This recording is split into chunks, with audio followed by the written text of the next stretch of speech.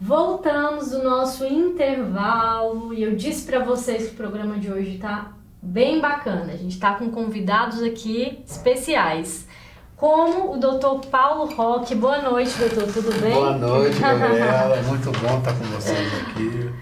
Boa noite para os telespectadores. Prazer enorme falar na TV União, nesse programa seu.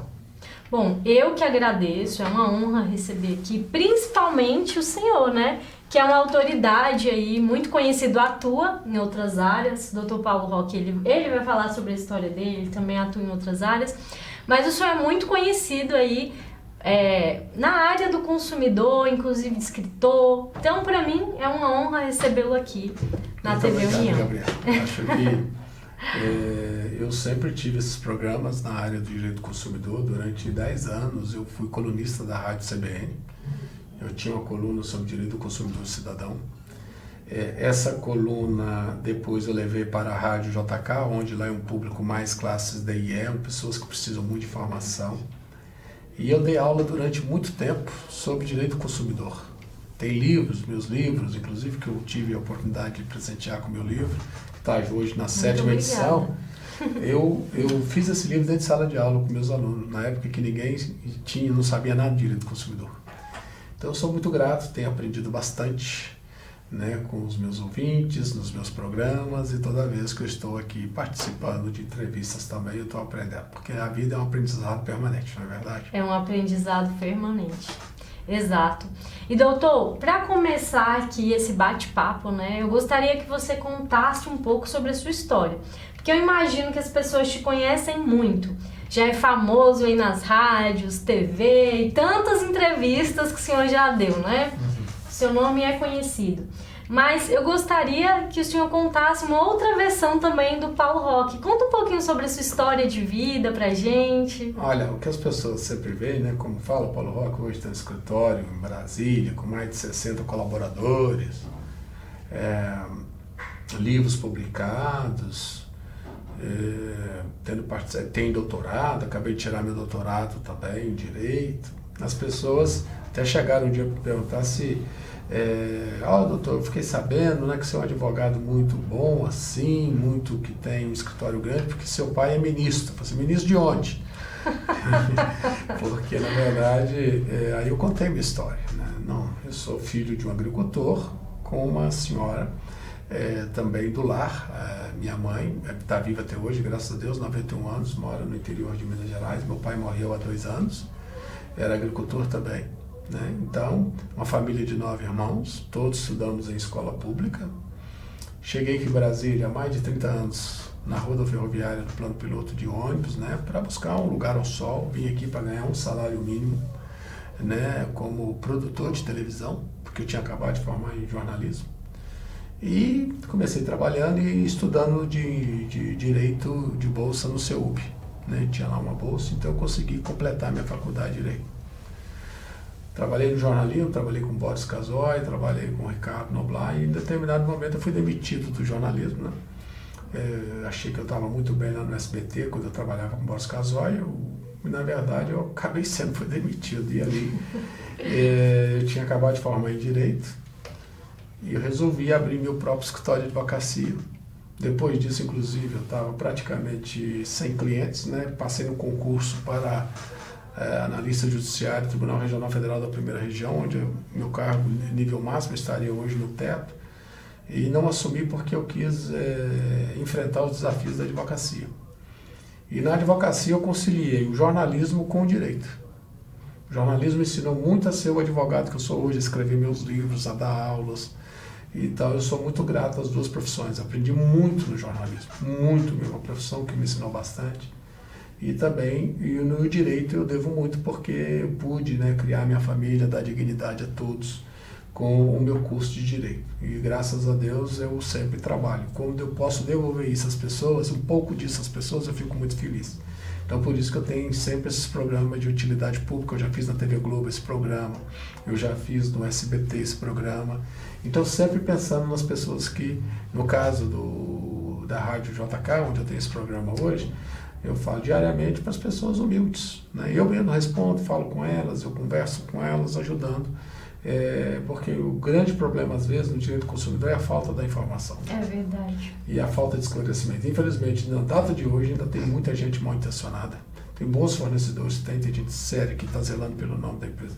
Mas tem aquele que infelizmente, se puder, ele passa a perna. E sobretudo passa a perna em quem? Nas pessoas que não têm informação, não têm instrução, nas pessoas humildes. Isso que é o ruim da história, né? Não precisava disso. Então, quantas pessoas vão lá e agradecem, olha, Paulo Roque, você me ajudou a resolver um problema com isso, eu economizei muito dinheiro, mas aqui ótimo. Sabe, eu economizei muito dinheiro, porque eu não podia gastar aqueles R$500 de jeito nenhum, e com sua informação fui lá e briguei e não tive que pagar. Olha, isso me dá um conforto tão grande. E o bonito na vida é isso, né? A gente está aqui de passagem, a gente tem que deixar a nossa marca aqui para as pessoas. Ninguém precisa de muito para viver, mas sem dignidade nós não deixamos nossa marca. É verdade. E parabéns, doutor, pelo trabalho, porque a gente sabe, nós que somos advogados, sabemos que faz diferença. Porque somos cidadãos também, então a gente também precisa lidar com isso. E no dia a dia eu observo que o conhecimento ele é importante sim como consumidor, e é importante que as pessoas sejam esclarecidas, porque de forma preventiva, para que o conflito não chegue de fato a acontecer. Exatamente. E, por exemplo, eu acho que o importante é você pensar no próximo, pensar nas pessoas. Não fazer isso com interesse menor, né? Tem que fazer isso com um interesse grandioso da existência, né? Por exemplo, eu tenho na minha cidade natal uma escola de música para crianças carentes, onde eu fui lá depois de muitos anos, quando eu já tinha construído uma carreira, fui lá e construí uma escola de música para as crianças e os adolescentes terem uma ocupação diferente da rua. E essa escola tem dado grandes retornos na formação de cidadãos de verdade. E a escola, inclusive, você não pode... A escola, pelo próprio estatuto dela, ela tem um prédio próprio, ela tem todos os equipamentos de instrumento de sopro, violoncelo, violino, coral, e lá ela é proibida de receber dinheiro público. Então, quer dizer, quem mantém essa escola, com a atividade aqui no meu escritório de advocacia, eu consigo manter a escola lá, sem cobrar um único centavo de nenhum aluno. Eu acho que esse trabalho é importante, né? Vou fazer esse trabalho também em Brasília, no Distrito Federal, porque é um trabalho que dá certo, eu vi pela experiência, tem mais de 10 anos essa escola e ajuda muitas crianças. Então, eu acho que a gente tem que estar sempre procurando um olhar de solidariedade, um olhar de compaixão, não para tratar o outro como incapaz, né, mas para tratar o outro com respeito. É isso que eu defendo no direito do consumidor.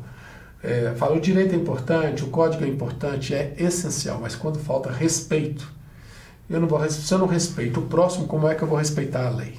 Então, o primeiro passo é respeitar quem está do nosso lado, a pessoa que vai comprar na nossa loja, a pessoa para quem eu estou prestando serviço. Se eu tenho a base do respeito por essa pessoa, vai ficar muito mais fácil cumprir as leis, cumprir os direitos. Interessante, doutor.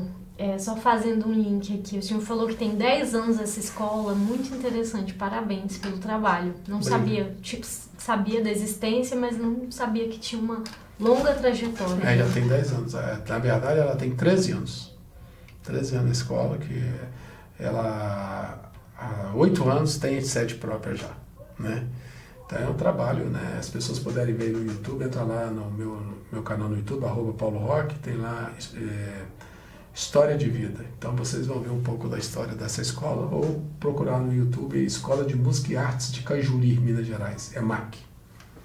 Eu assisti o seu vídeo, recomendo. Realmente é uma história inspiradora, é uma história de alguém que veio de baixo e conseguiu alcançar.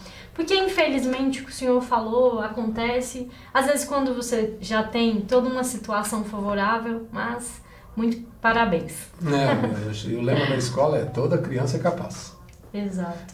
O maior crime que você comete com a criança é desacreditar. Fazer com que ela desacredite nela mesma. Sim. E o adulto tem que entender que ele tem muita força perante uma criança, ele é referência. Então você tem que estimular a criança a dizer, eu posso. Você consegue. Eu consigo, entendeu? Porque se eu acreditasse que eu não era capaz, como tentaram impingir, né, porque muitas vezes o adulto faz brincadeiras e não percebe, eu não tinha conseguido o meu espaço. E nós temos que acreditar e empoderar as crianças. No sentido, não delas não terem disciplina, desafiar pai e mãe, não é isso, não. Empoderar no sentido de dizer, você é capaz, nós precisamos de você. De fato. Eu, quando era criança, eu absorvia muito. Então, imagino que muitas crianças também, que às vezes as pessoas subestimam. É criança, não vai prestar atenção. Mas eu, quando era pequena, eu prestava muita atenção. E parece levar para a vida toda. Sim, é verdade. A gente reflete muito o que a gente é na infância. Exatamente. Doutor, obrigada por ter compartilhado aqui a sua história. A gente gosta de humanizar esse programa. Acho que quem está em casa se identifica bastante. E agora nós vamos para um intervalo. Voltamos no próximo bloco.